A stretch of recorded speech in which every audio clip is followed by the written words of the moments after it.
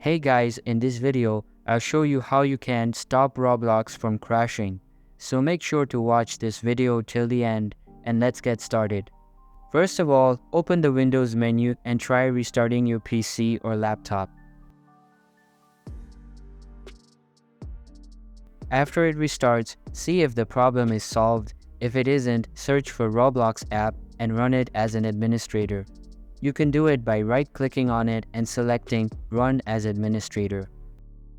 After that, go to the search menu, search for Add or Remove Programs and locate Roblox. Now uninstall it from your device, then download and reinstall it by opening the official Roblox website on your browser.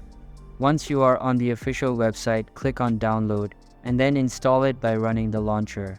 And that's how you can stop Roblox from crashing. Hope you liked the video. Thanks.